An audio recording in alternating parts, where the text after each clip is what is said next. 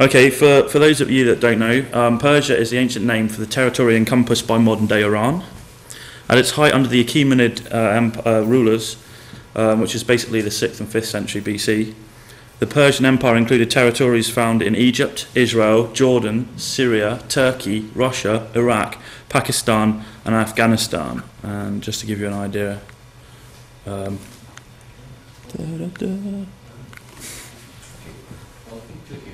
keep clicking. Oh, there we go. That's the Achaemenid Persian Empire. As you see, it's quite vast, and it's the largest empire known to the ancient world prior to Alexander the Great, who added Greece to it, which made it slightly larger than it is now. Now, although the terms Persia and Persian only actually appear in Ezekiel, 2 Chronicles, Esther, David and Ezra, ancient Persia played a significant impact on the other books of the Old Testament, including Ezra, Nehemiah, Haggai, Zedekiah and Malachi. And like many other aspects of biblical history and archaeology, the relationship between the Persian records and the Bible are still disputed. Some people argue that there's close links between the literary texts of Persia and the Bible, others say there's none whatsoever. So the aim of my paper then is to present some of the more revealing evidence that indicates the Bible narrative is actually correct and that it can complement rather than refute other Persian sources. I will therefore make use of a variety of sources, including inscriptions, literary text, archaeological material, and so forth, from a variety of different cultures, including Babylonia, Assyria, Egypt, Elam, and Media. And I've taken a chronological approach with this paper, as I think this is the most effective way of doing this. So I'll start by looking at Cyrus the Great and the evidence from the Bible for that period of Persian history, and then I'll move through to Artaxerxes I. I've established these as my chronological boundaries, as they're the main periods of Persian history covered in the Bible. And although there are other aspects outside of this time frame, I haven't really got time to go into them.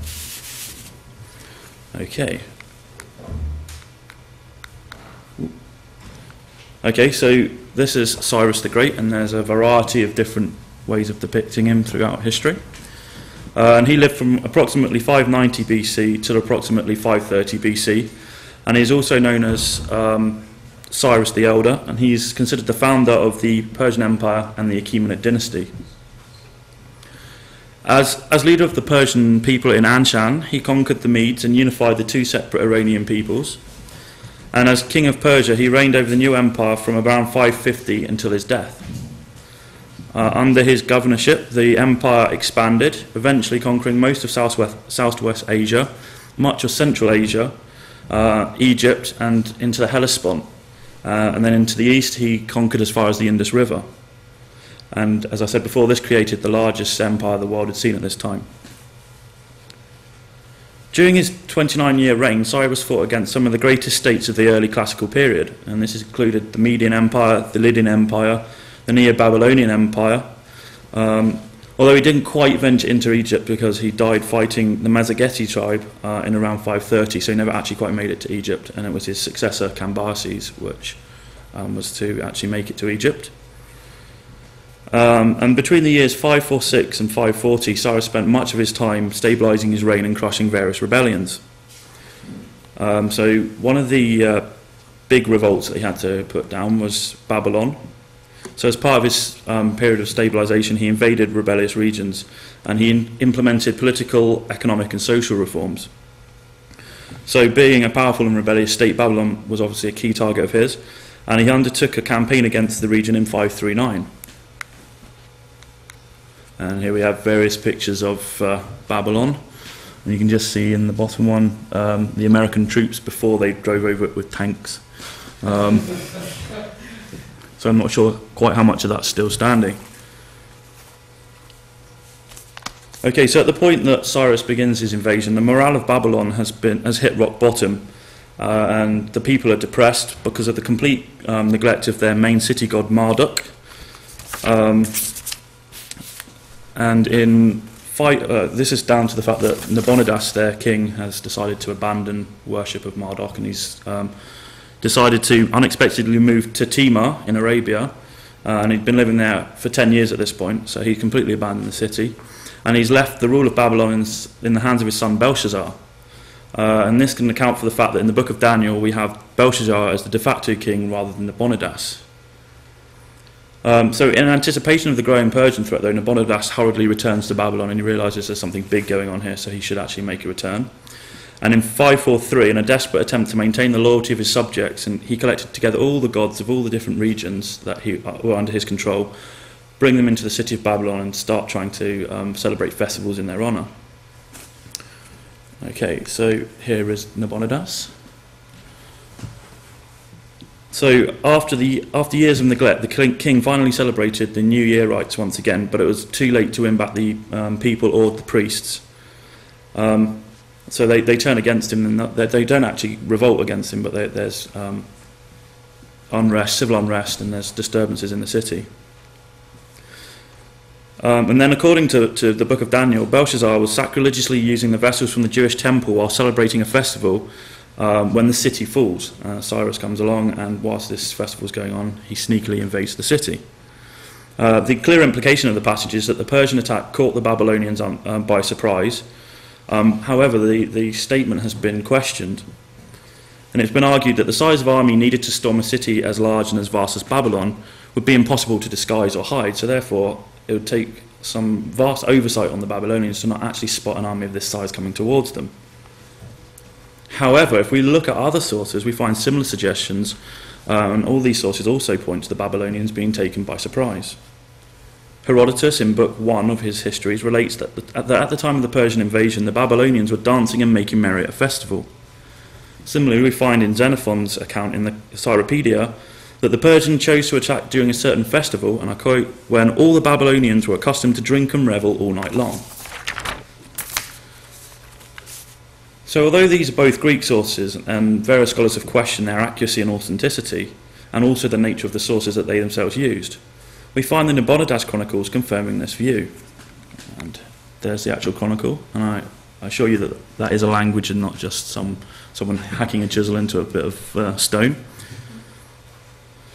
The Nabonidus Chronicle records the events during the rule of the last king of Babylon, King Nabonidus, hence its name, and this is records the invasion of Cyrus. Unfortunately, as you can see from the picture, the chronicles are currently damaged, and there are many blanks and spaces throughout the script, so we haven't got the complete script. The script, however, does describe how Cyrus's power was beginning to build up as he took over a number of city-states, and it lists his previous conquests. But in this account, it's also stated that the Persian troops entered the city on the 12th of October without actually having a fight. And further records that when Cyrus entered the city on the 29th of October, he was treated as a liberator, not as a conqueror. And that people come out and throw garlands onto the street and say, what a great guy, you've liberated us from tyranny. And finally, we also have the Cyrus Cylinder, which proclaims that the Persians entered the city without a fight. And this is an important document, and I want to come back to that, and I'll show you a picture of it in just a minute. So what all these sources show us is that in this instance, the non-biblical accounts support that in the Bible. So it suggests that the city was taken unawares, instead to allow freedom of worship and even help restore destroyed sanctuaries. Cyrus went on to demonstrate his generosity by permitting the Jews to return to their ancestral homeland, a favour he also granted to other displaced people. And this again is recorded on the Cyrus Cylinder. And this here is the Cyrus Cylinder. And this was discovered by Rassam in the area of the Marduk Temple in around 1879, so we've had this for a fair while. The cylinder itself is an artefact consisting of a declaration issued by the Emperor Cyrus II of Persia, and it's inscribed in Akkadian, and it's on a clay cylinder. The cylinder is approximately 23 centimetres long, and it contains around 45 lines of text, and this is one of the most prized possessions of the British Museum. The contents of the cylinder, basically the first part is recording the criminal deeds of King Nabonidus, and then describing how the gods favoured Cyrus and helped him overthrow the Babylonians. The second section is all about royal protocol and genealogical tables.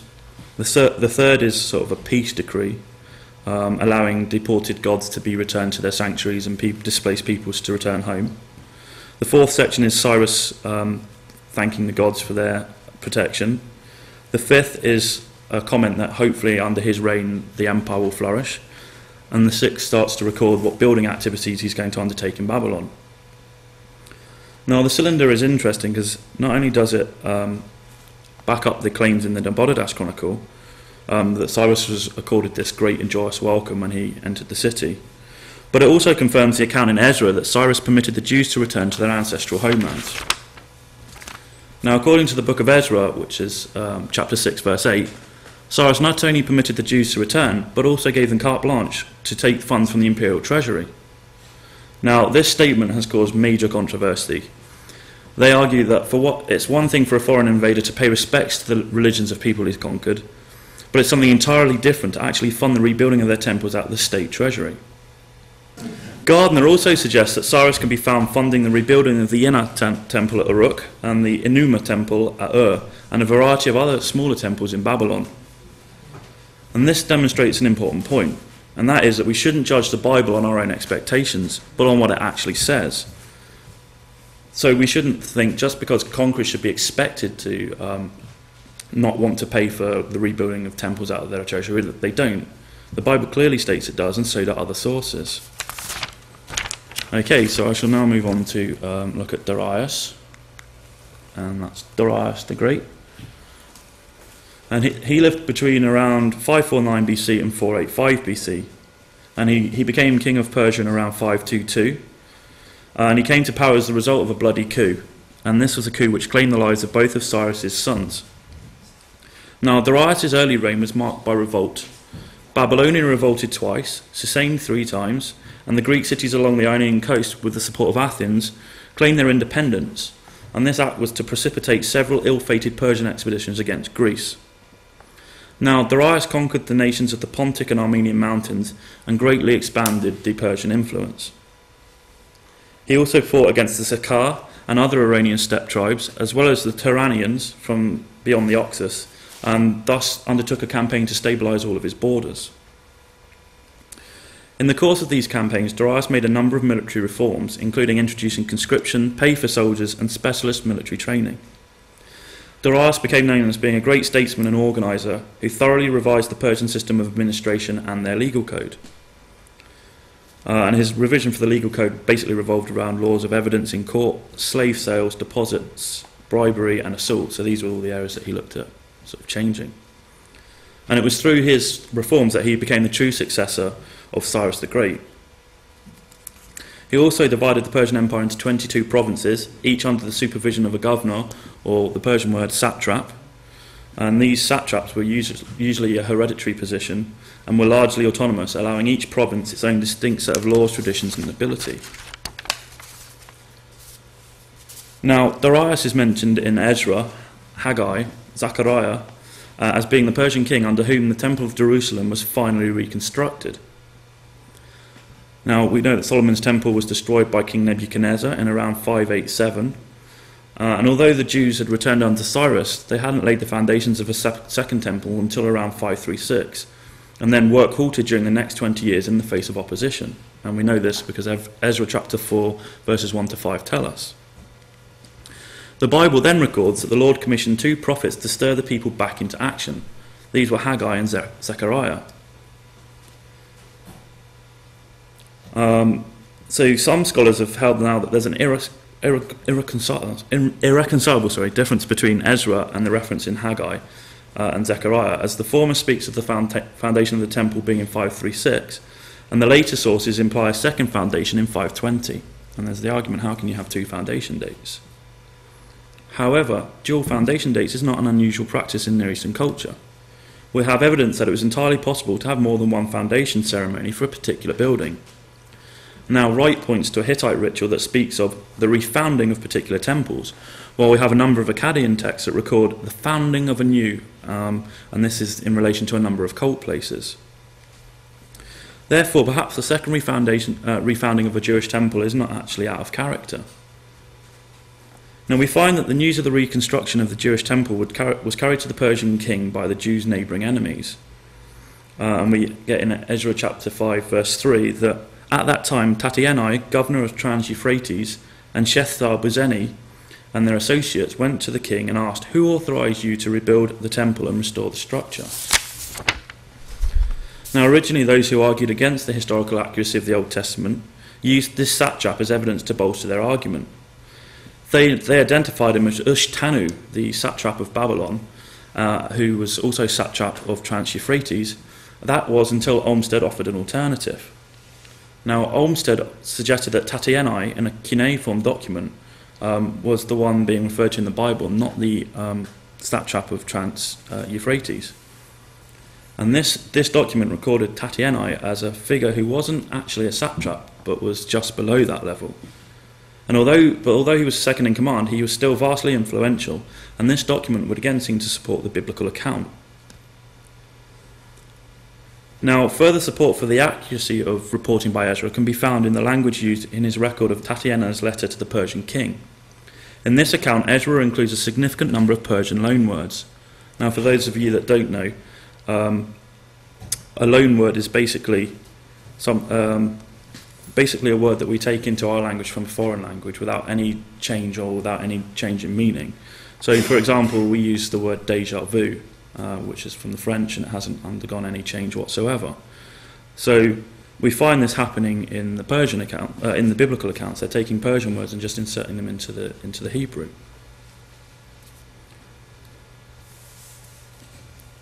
Furthermore, support for the biblical account was found in the Aramaic letters discovered at Elephantine, and I've got a picture of this. And this records that, thus too, the governor of the province of Trans-Euphrates, Tatienai, appealed directly to Darius, who curtly intervened in religious affairs of an obscure settlement of Jews. So this clearly seems to be saying exactly what the Bible says. Now, Ezra also records that Darius responded to the inquiry of his governor. And Ezra states that King Darius then issued an order, and they searched in the archives stored in the treasury at Babylon, and a scroll was found in the citadel of Ecbatana in the province of Media. And this was what was written: Memorandum, in the first year of King Cyrus, in the reign of King Cyrus, the king issued a decree concerning the temple of God in Jerusalem. Let the temple be rebuilt as a place to present sacrifice, and let its foundations be relaid. Now, we get from this passage that first the order was to have a look in the treasury at Babylon, and when it wasn't found there, the scroll they were looking for, they then moved on to the citadel at Ecbatana. And this is interesting, as it seems to confirm the account that Cyrus gives us. And he states that he left Babylon in the spring of 538 to spend the summer in Ecbatana. So, therefore, there's some confusion as to where he was when he made the decree. So, it was originally thought he was in Babylon. When the scroll wasn't found where it was expected to be, they then moved on to Ecbatana, and lo and behold, that's where they found it. So this would seem to sort of confirm that this was what was going on with Cyrus's travelling. Ezra also records that Darius solemnly warned the enemies of the Jews against interfering with the rebuilding of the temple. Furthermore, I decree that if anyone changes this edict, a beam is to be pulled down from his house and is to be lifted up and impaled upon it. And this is Ezra 6, verse 11. And here's a picture of that exact practice going on. The Persians weren't shy about impaling people. Herodotus records that a similar punishment was inflicted after Darius took Babylon, and in his account he states that the Persian king impaled 3,000 Babylonian troublemakers. This is also attested to in the Byzantine inscription, which records that a number of rebels were executed in this manner. So the threatened penalty in the biblical account corresponds precisely with the method of punishment used by the Persians at this time. And as a sort of footnote, the temple was finally completed in around March 12, 515, 70 years after its destruction. So it took the Jews 70 years to actually finish its rebuilding. So then we move on to Xerxes. And again, there's been a range of ways of depicting him throughout history. I think my personal favourite is from the recent movie 300, which has him as a 6'5" giant taking on the Spartans at Thermopylae. Now, Xerxes was king of Persia from around 485 until around 465, and he was son of Darius and Atossa, and she was the daughter of Cyrus the Great. After his succession in 485, he suppressed revolts in Egypt and Babylon, and these are sort of began just before he came to the throne, so he was actually clearing up from the previous reign. And Xerxes is best known for his invasion of Greece and the Battle of Thermopylae, as I said, recently immortalised in the film 300, and the naval battle at Salamis, and finally for the burning of the original Acropolis. And people have argued that without his actions we wouldn't have the Acropolis we have today. Now, Xerxes is the Persian king which is found in the book of Esther. And here we have some depictions of Queen Esther. And Esther is the heroine of the Bible book of Esther, which is named after her. For those that aren't aware of the story of Esther, it's basically about Xerxes falls out with his wife. She refuses to come to a banquet, so he demotes her or banishes her, depending on what interpretation you want to take. Esther then becomes his queen. She's not called before the king for a long period of time. One of the king's courtiers is plotting against the Jews. She finds out about it and is sent to plead the case of the Jews before the king. And in these times, if you weren't invited to see the king, he could actually have you executed for this. So it was a risky move. She seeks an audience without permission. The king falls in love with her again and says, "Okay, I'll grant you whatever you want." In the course of a banquet the next day, she reveals the plot. The Jews are saved, and she becomes sort of heroine of the Jewish people. So that's the book of Esther in a nutshell, basically. And in view of the book's setting being in Susa and its Persian background, its Aramaisms and its lack of reference to Palestine, there's widespread suggestion that the book was composed in the Eastern Delta, quite probably at Susa itself. And Susa was the old capital of Elam, and in 521 it was made the administrative capital of the Persian Empire by Darius. Although there has been much scholarly debate surrounding the date and authenticity of the book of Esther, it is interesting that the biblical account matches so well with the Greek sources. Now, our main Greek source for this period is Herodotus. For those of you who aren't historians, Herodotus was a native of Halicarnassus, which is in modern-day Turkey. He was a Greek historian from the Ionian coast.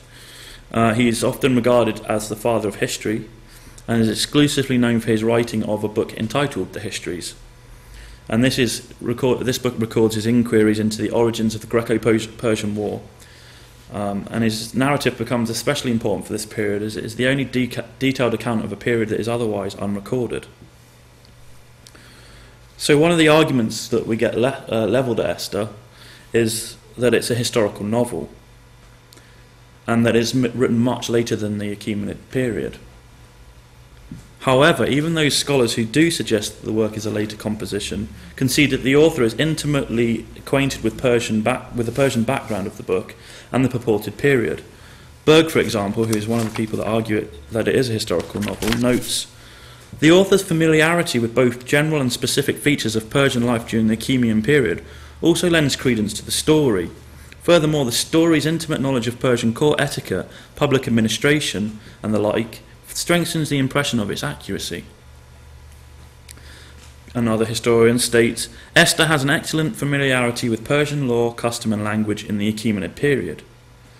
Rudolf Meyer, meanwhile, observes that Esther portrays an accurate knowledge of chronological data, the topography of Susa, palace protocol, court intrigues and the like. And finally, Patton and Moore, on their commentary to Esther, list an array of customs that point towards the story being an accurate account.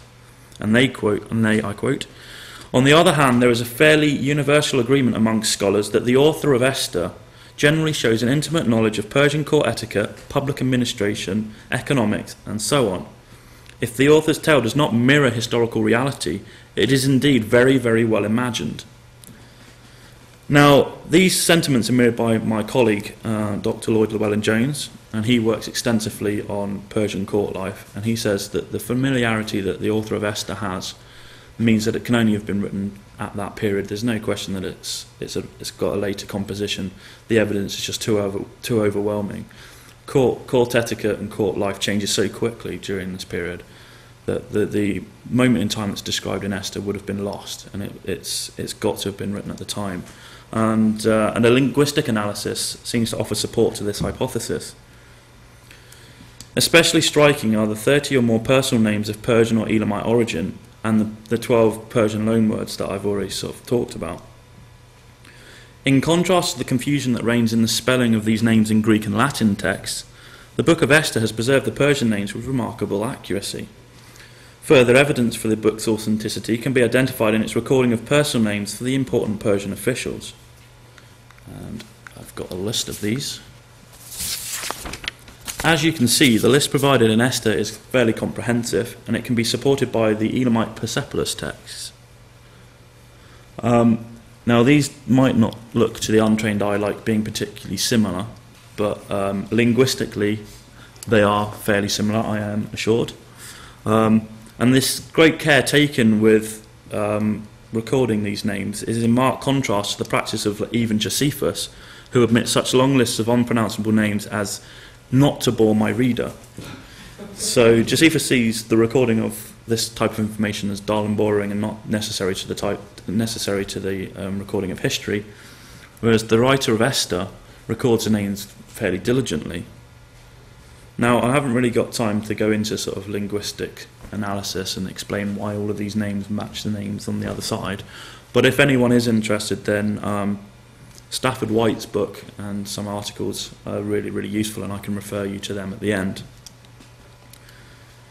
Now, another serious discrepancy cited by scholars trying to discredit the historicity of Esther is the fact that Herodotus, in Book 7, chapter 6, indicates that Xerxes' queen was a mistress, and this is in contrast to the Bible recording the name as Vashti. And here we have some different depictions of Queen Vashti and a mistress. Now, a mistress was a very powerful, vengeful and influential woman at the Persian court, and we see this in her reaction to the affair that took place when Xerxes was in Sardis. Now, Xerxes, having come back from Greece, and in a move worthy of anyone on the Jerry Springer show, falls in love with his brother's wife. He chases after her. She says, "I'm not interested, I'm married to your brother." So he goes, "Well, in that case, can I have your daughter?" So there's an arrangement takes place, and he actually marries his brother's daughter. Having fallen for this girl, he then makes the cardinal mistake of giving her a robe made by his wife. And this sets into motion a series of events which ultimately ends with a mistress having the young girl's mother taken away and mutilated in front of her. And when I say mutilated, this is to have her eyes poked out, her ears and nose and mouth cut off, and her breasts cut off. And she's then left to live like this. It's the most disgraceful punishment the Persians could inflict, because it didn't actually kill you. You were left to live with the shame of being mutilated. Now, again, Stafford White, who does all the linguistic analysis for this period, has suggested that by assuming certain phonetic modifications, an identification of Vashti with a mistress is easy to make, and this conclusion has been widely accepted now. So it's now believed that these two characters are the same person. And as I said, if you want the reference, I'm quite happy to speak to you at the end and give you the reference. But scholars have then said, okay, well, we can now identify these two people as being one and the same, but there's a chronological problem with the book of Esther in that there's a gap. Now, clearly, in chapter 1, verse 3, this is the 3rd year of Xerxes' reign, whereas by the time we get to chapter 2, verse 16, that's clearly the 7th. Now, we've skipped 4 years. So what's going on here? Now, if we synchronise this with Xerxes' absence while undertaking his campaign in Greece, we notice that the 4 years would seem to correspond exactly. So David Klein therefore notes that the 4 years between the deposition of Vashti and the installation of Esther as queen in the 7th year would coincide precisely with the 4 years Xerxes was absent from Persia. Now, it's difficult to be undertaking a campaign in Greece and also be getting married in Persia, so that would give us this 4-year gap. And a further argument that has been put forward in dispute of the accuracy or authenticity of the text in Esther is that a mistress clearly wielded power when her son Artaxerxes came to the throne in 464. Now, unfortunately for us, Herodotus breaks off his account of Xerxes' reign at the end of 479, and he only provides a very brief description of the events that took place upon the king's return from Greece. This is outside of his interest. Once the Greeks and Persians have stopped fighting, that's it. He's not really bothered. So this means we can't use Herodotus to work out what's going on. And some scholars have suggested, well, if Vashti is important under the reign of her son, then she can't have been executed or disgraced as the biblical account suggests. However, it's worth noting that the actual biblical account never says that she was executed. Now, this is something that people were taking for granted that if she was standing in opposition to the king, then the likelihood is he'd have executed her for her rebellion. However, this isn't actually stated, and it's therefore more likely that she was demoted to the status of lesser wife, whereas before she was great wife, she's now just lesser wife, and that she just became another member of the harem. And this is especially likely as she was mother to Xerxes' heir.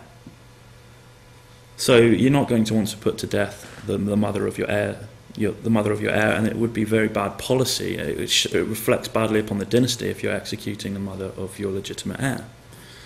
So it's likely then that if Amestris did remain as part of the king's harem, it would be extremely easy for her to regain her position of influence and prestige when her son comes to the throne.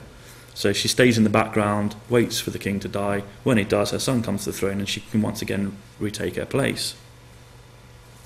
Another obstacle which has been put forward to accepting the account of Esther as a historical document is a statement by Herodotus that the Persian queen could only be drawn from the 7 leading families of Persia. And this is in Book 3, Chapter 84. Now, this is a far easier discrepancy to dismiss, as Herodotus contradicts his own hypothesis when he records that Amestris was the daughter of Onatanes, and he wasn't from one of these families, so we already have a discrepancy straight away. Additionally, we know that other Persian kings, such as Darius, married from outside these 7 families, so why do we have to accept his account for Xerxes? And then finally, other supporting evidence which we can use to support the biblical account can be found in the reward that the high official Haman suggests to Xerxes when the king wished to bestow favour upon Mordecai. Haman, believing the reward to be for himself, suggests that, and I shall read, to whom would the king delight to do honour more than to myself? So he suggests to the king, for the man the king delights to honour, let royal clothing be bought which the king used to wear, and the horse that the king rides out on, and place on his head the crown which the king himself wears, and let the clothing and the horse be delivered to the hand of the one of the king's most noble princes, that the array of men therein may delight in the king's favour and see what glory this man has achieved. Now this reward mirrors precisely that of the exiled Spartan king Demetrius, who, when commanded to choose a gift for himself, asked to be permitted to ride in state through Sardis, wearing the king's tiara, just like the Persian king, and to have people out there claiming how great and wonderful he is. So the two systems of honour here seem to correspond exactly. And a further piece of evidence which points to the accuracy of the account can be found in the discovery of an incense burner at Lachish. This isn't the actual one because I can't find the actual picture I have, but this is a similar sort of artefact. Now, as part of her beautification process before being presented to the king, Esther is described as being seated near a cosmetics burner, which impregnated her and her clothes with a chosen fragrance. And that's chapter 2, verse 12. Now, this is the only literary reference we have to Persian queens using incense burners during this particular time frame. Now, prior to the discovery at Lachish, this statement was cited as evidence to support the hypothesis that the Book of Esther was a later composition. Scholars suggested that the book was written retrospectively, and that the reason this was included was because it was written after the time that the trade with Arabia had really taken off. So this was becoming common practice at the time when the book was written, and therefore they were putting contemporary practices back into ancient Persia. However, the discovery of this disproves that. We now have a piece of datable material at exactly the right time frames, saying that what the Bible is sort of describing is going on. Right, so then to briefly look at Artaxerxes. Now, Artaxerxes is the Persian king associated with Ezra and Nehemiah. Soon after coming to the throne, he was faced with a major revolt in Egypt, and this was to last over a decade. Now, this revolt was supported by the Athenians, and again precipitated a number of skirmishes between the Greeks and Persians. The ultimate outcome was that in 450, as both states became war fatigued, they signed a peace accord known as the Peace of Callias. However, just prior to the Peace of Callias, Artaxerxes commissioned Ezra, a Jewish priest scribe, to take charge of the ecclesiastical and civil affairs of the Israelite nation. Now, we've got this commission recorded in Ezra 7, verses 13 to 28. And here we have some various depictions of Ezra. Now, the rebuilding of the Jewish community in Jerusalem had begun under Cyrus the Great, and as I've already said, he permitted the Jews to return home after their captivity in Babylon. However, Artaxerxes took a great interest in Ezra's undertaking, so not just saying, go and do this, he actually took a personal interest, and granted him his requests and gave him a number of gifts for the house of God. Having received these gifts and the king's blessing, Ezra assembled a band of approximately 5,000 exiles to return to Jerusalem, and they left in the first month of the 7th year of Artaxerxes' reign, and this works out to approximately 455 BC. Now, after his arrival, Ezra notices that contrary to the Jewish law, most of the Jews, even those of high standing or who were priests, were marrying non-Jewish girls and pagan women. And Ezra now is recorded as taking strenuous measures against such marriage and insists upon the dismissal of such wives. Now, unfortunately, we get no further record of what Ezra does until we find him reading the law after the rebuilding of the wall by Nehemiah. Ezra then is recorded as bringing the book of Moses to the assembly, and on the first day of the 7th month, Ezra and his associate reads the Torah aloud to the entire population, and this takes from morning till midday. So there's about a 7-hour session of having the laws read to them. And it is at this point that the Bible records a great religious awakening occurs. Now, there's been seen as a number of problems with this account. The fact that Artaxerxes commissioned Ezra, a mere scribe, to administer the law to his people has troubled a number of scholars. However, this in itself is something that I'd expect to find. We have a very close parallel of a similar practice and a similar commission being given by Darius I to Ujehosenet, an Egyptian priest and scholar. Now we have this guy's funerary monument, and this is the man himself. Now Ezra's mission can therefore be seen to correspond precisely with the two aspects of Ujehosenet's commission, and that is basically the restoration of occult or national and dynastic sites and the reorganisation of judicial institutions. Now, this guy, although he's a priest, is mainly known for being a scribe, and that's exactly what we know about Ezra. So the two are fairly similar.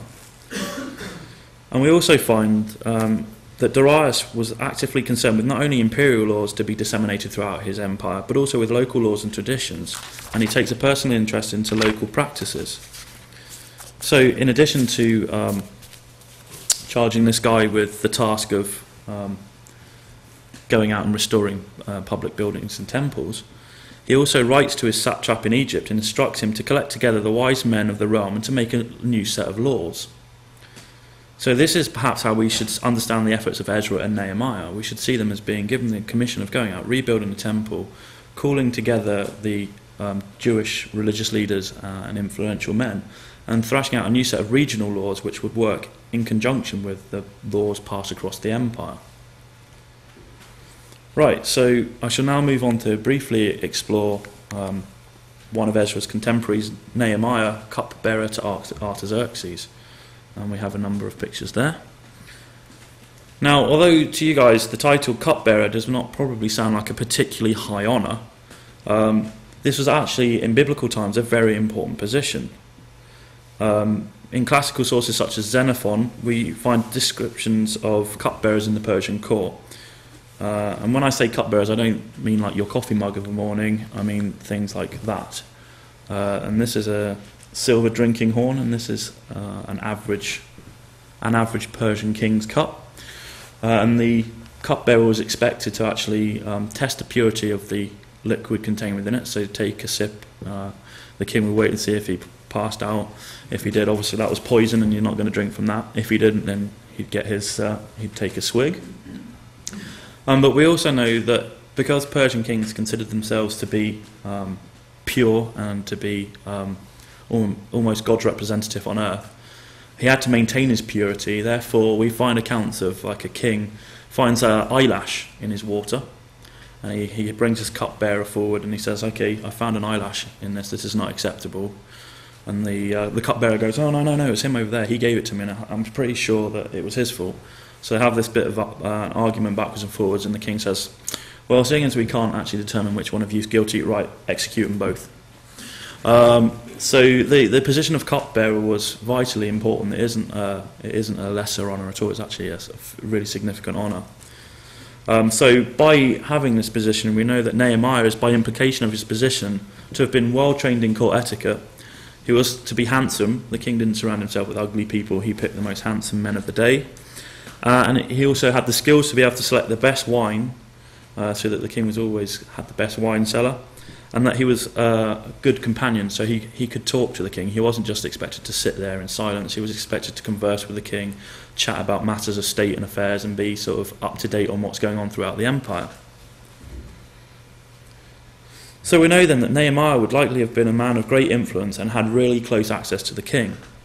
Above all, he would have enjoyed the unreserved confidence and trust of the king, something which he would rely on when rebuilding the walls of Jerusalem. Now this, if we skip forward slides to the actual rebuilding, the fact that the king is trusting this guy with providing him with his food and water, things which were easily poisoned, shows what high trust he placed on Nehemiah.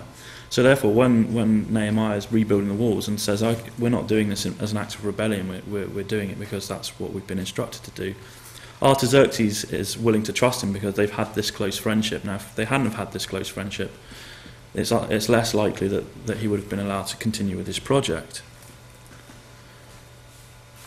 Right, so having gained this position of influence, he's then sent out to become governor of Judah. And Kurt Galling has taken issue with this statement and says, well, there were never any governors in Judea at any point in Persian history, so why should we accept that Nehemiah becomes the governor? Now, he suggests that the Bible is actually mistaken when it says Nehemiah was sent to become governor of Judah. He suggests that Judah never had a governor and that the governorship that is being referred to is that of Samaria. However, archaeological data has again proven this idea wrong. In 1974, a collection of 70 clay seal impressions and 2 seals of unknown provenance were brought to the archaeologist Naaman Avigad and presented before him. And he was quick to spot that one of the seals bears the inscription YHD, and this is the Persian designation for the province of Judah. Now, these seals can be confidently dated to the 6th and 5th centuries on the basis, and on this basis then, Avigad bought the collection and sifted through it.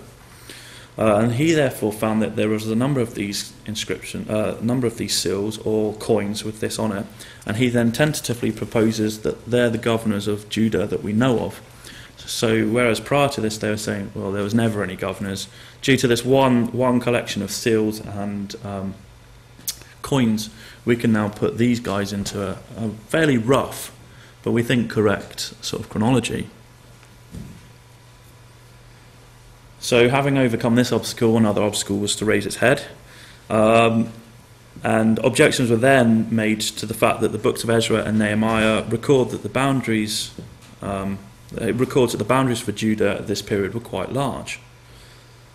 Now, because the province of Judah was thought to be greatly reduced in the Persian era, questions were raised then over the accuracy of the biblical account. And historians have said, well, that's way too large a territory to actually be correct. This is obviously the Israelites bigging up their importance in the surrounding area, saying how important they are to the Persian Empire and making themselves sound a lot better than they actually were. However, again, archaeology is slowly but surely proving this idea wrong. Archaeological evidence, in particular the discovery of coins and seal stones, seem to offer further confirmation to the Bible's accuracy. Excuse me. Ephraim Stern suggests that the distribution of stamps and coins which are imprinted with the official stamp of the Jewish province in the Persian period correspond exactly with the boundaries as recorded in the various lists in Ezra and Nehemiah. So all our finds are on exactly the borders and boundaries which the Bible states that they should be. Now, Stern also points out that the discovery of border fortresses revealed in archaeological surveys, in particular those in the Hebron Hills, coincide again exactly with where the Bible says they should be. So archaeology is saying, well, actually, the Bible is right. We can't see these as overinflated thoughts of grandeur. This isn't the Israelites bigging themselves up. This is actually fact. We've now got forts along the borders that we thought that there should be. So once again, all this evidence supports to the accuracy of the Bible. Now, the Bible then records that the Israelite exiles returned to a tiny enclave surrounded by hostile neighbours. To the north they had the Samaritans, the Ammonites to the east, the Arabs and Edomites to the south, and the Phoenicians to the west. So they're sort of like an island in the middle of hostile states. Now we know that there had been opposition to the rebuilding of the Great Temple during the reign of Darius, and this opposition intensified as Judah's neighbours discovered Nehemiah planned to rebuild the city walls. Now, people didn't like having towns with walls around them, because this means that if you wanted to take them down, if they went into rebellion, you had to besiege them. And sieges in the ancient world were a hit and miss affair. Unless you actually had someone on the inside opening the gates for you, they could be very long and costly. So it made people nervous if you had a neighbour who was building walls around their city. So we get opposition, and we find Nehemiah has a lot of opposition to the rebuilding of his walls. Now the Bible records that the main opponents to Nehemiah's scheme were Sanballat, the Samaritan, Tobiah, the Ammonite, and Geshem, the Arab. Now again, early scholarship suggested that these men were probably fictitious symbols of opposition.